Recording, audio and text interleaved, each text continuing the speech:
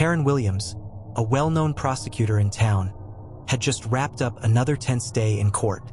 Justice had always been at the core of her life, but she never let work get in the way of her children.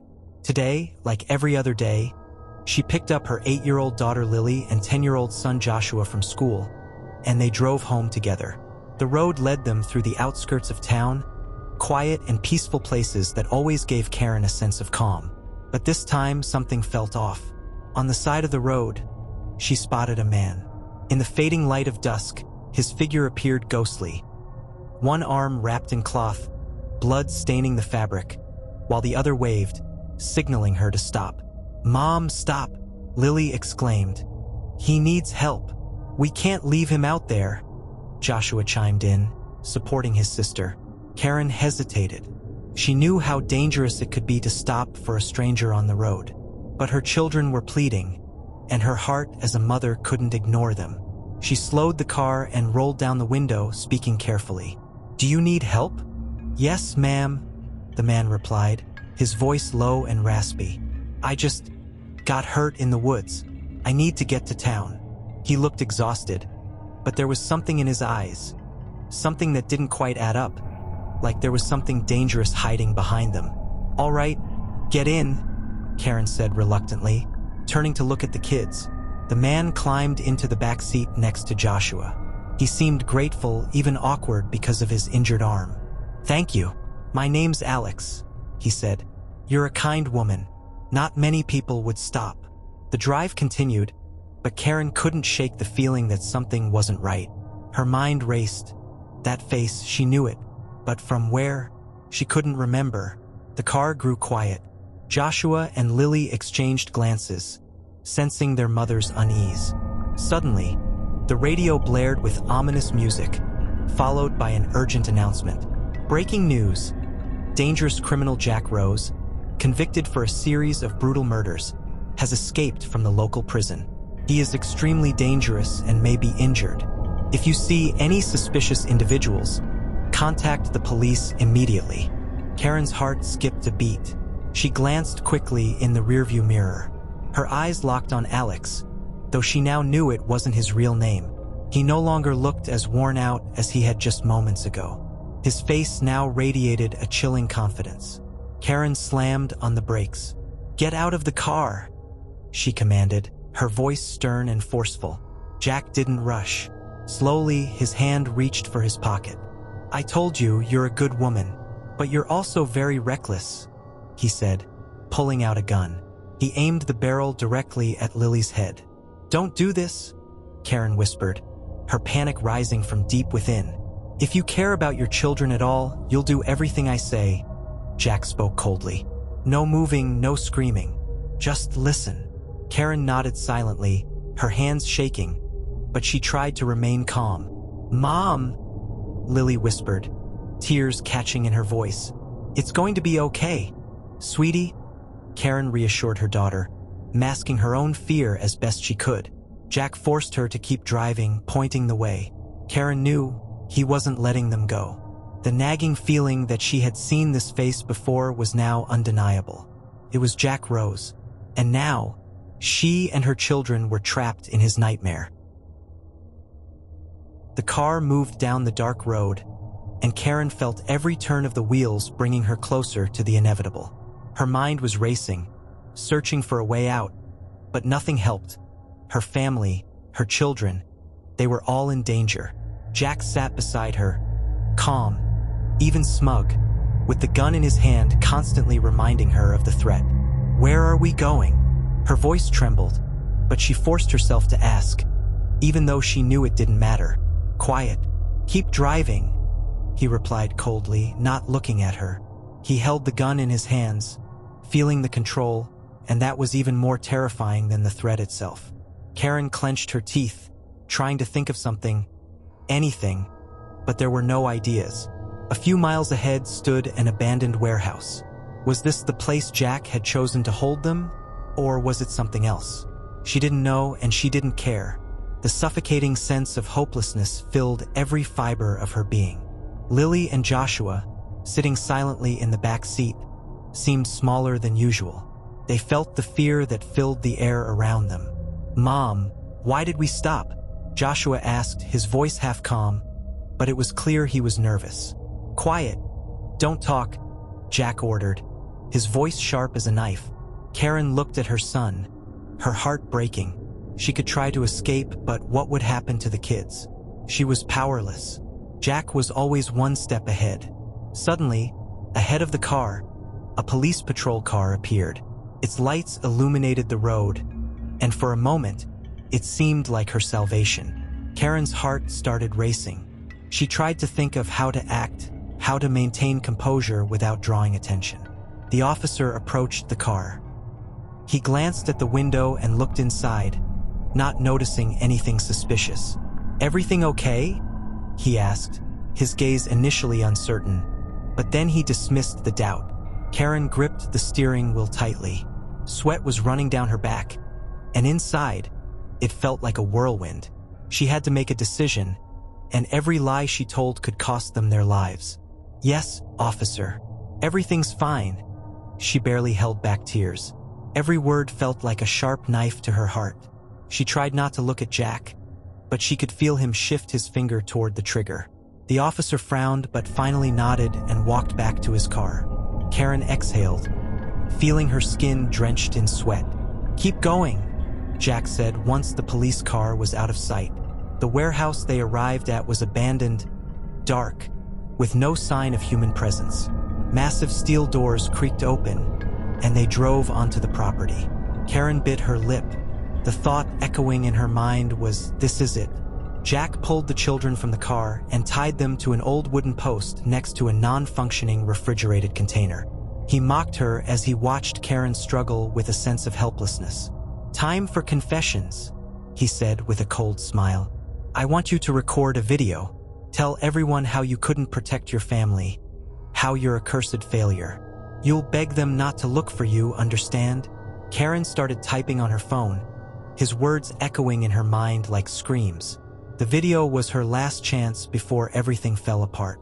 She looked at her children, and all the tears she had held back her entire life flooded her. But still, she had to make this message for anyone who might search for them one day. Jack walked to another post and tied her up. Her hands ached from the tight ropes, and her heart had no place to hide from the weight of what she was witnessing. Before her eyes, Jack set the timer on an explosive device and attached it to Joshua. Karen knew that every second counting down was one of their last. "Now we can wait," Jack said with a smile. "Just hope you don't take too long, Mom." Jack stood directly in front of her, his face twisted in rage. His hand moved quickly, and suddenly his fist slammed into her stomach. Karen felt her heart racing far faster than usual. She could barely breathe, and every part of her body ached. But what hurt the most was that she couldn't understand why this was happening. She knew Jack was dangerous, but she never imagined just how far he would go. "You don't understand, Karen?" Jack's voice was cold, like ice, and his words sliced through her like a knife. "You ruined my life. You threw me out, you set up this trial, this whole process. You took everything I had." She squeezed her eyes shut, trying to escape from his gaze that kept tormenting her. Her breathing grew heavier, and her hands trembled from the pain. It felt as though the agony inside her would never stop. "I was just doing my job," Karen whispered, her voice barely reaching him.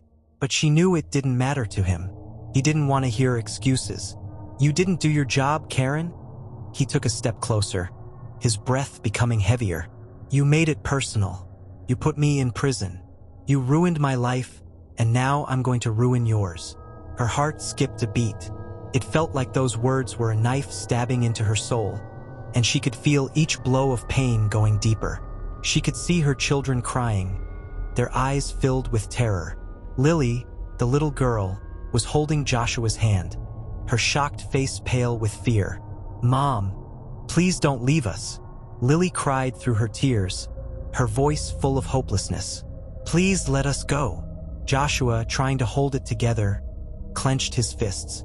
His voice was broken with pain and fear. Karen squeezed her eyes shut, trying to gather her strength.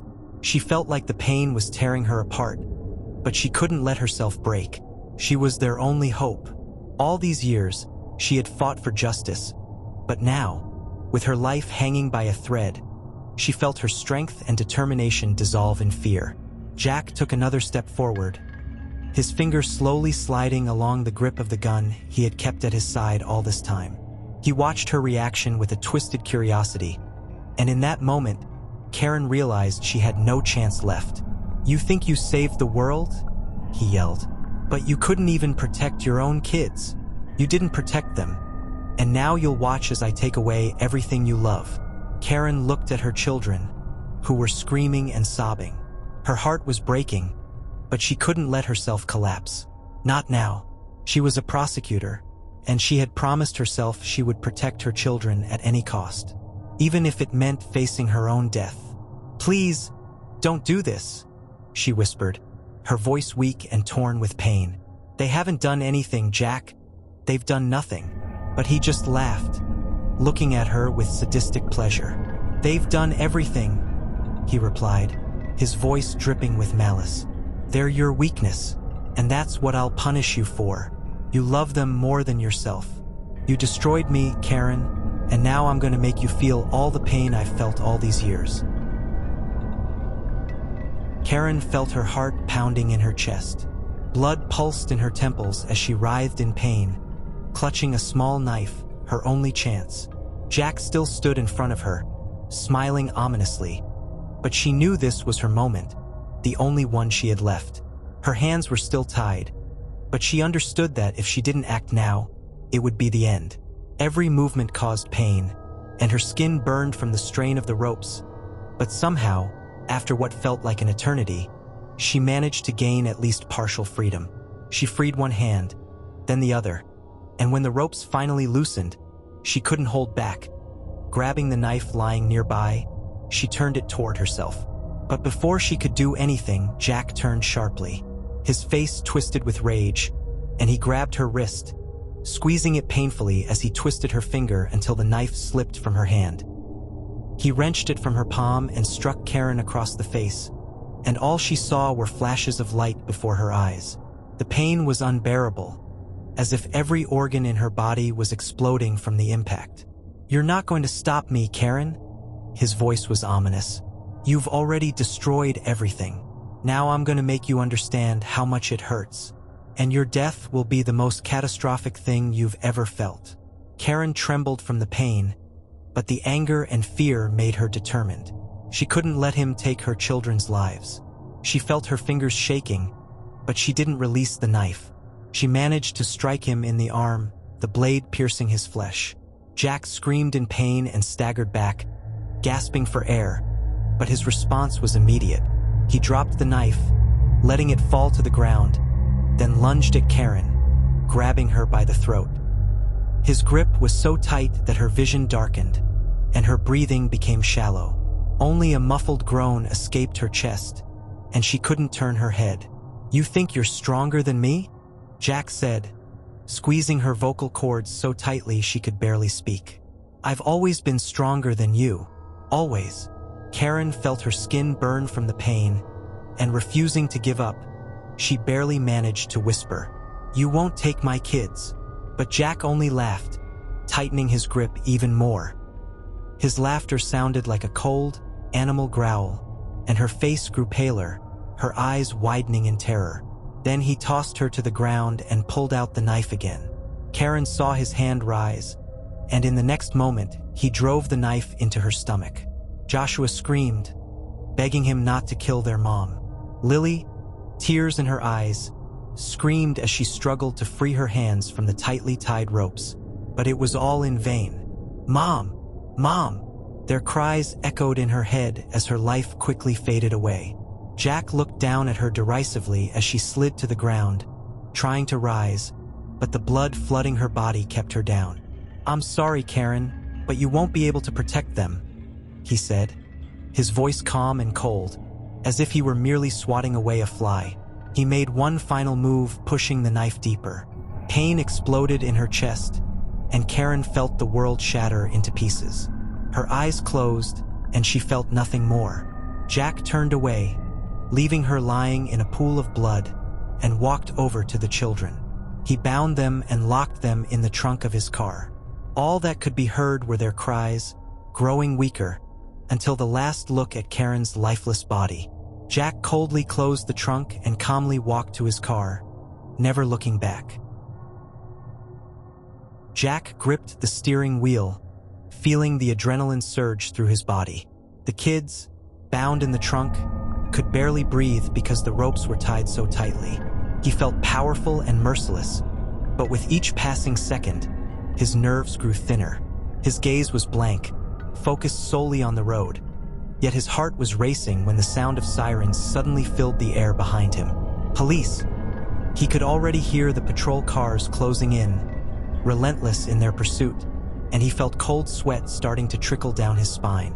He glanced in the rearview mirror, seeing the lights grow closer, and slammed his foot on the gas pedal, speeding up. "They won't catch me," Jack whispered, almost fixated on the road ahead. But this was more than just an escape attempt. This was his last chance, the final moment when he could turn everything in his favor. The car sped forward, ignoring all obstacles. Stones exploded under the wheels, and the asphalt cracked beneath the weight of the vehicle, which was tearing through the air. The sound of the sirens grew louder, and Jack knew he could no longer outrun them. Yet he didn't slow down, maneuvering between cars, forcing the police to follow, giving them no chance to get any closer. His fingers once again gripped the remote lying next to him on the seat. The bomb attached to the kids had already been activated, and he felt the countdown ticking away. His heart raced, his mind working at full capacity, as if every second could be his last. The police were closing in when Jack suddenly jerked the wheel, veering onto a bridge that spanned a narrow river. His heart pounded as he saw the patrol car trying to overtake him on the left. He could feel time running out. At that moment, he pressed the button on the remote. The explosion was instantaneous. The police trailing him didn't even have time to react. A deafening, terrifying blast rang out. The fire that erupted was so bright it overshadowed everything around, as if the earth itself had caught fire. Jack saw the wreckage of the car explode like pieces of a shattered world. Body parts flew out of the flames, separate pieces scattering in every direction. Fragments of metal and flesh racing through the air, leaving streaks of red behind. Joshua's body seemed to disintegrate into tiny pieces, blood washing over the charred walls around him.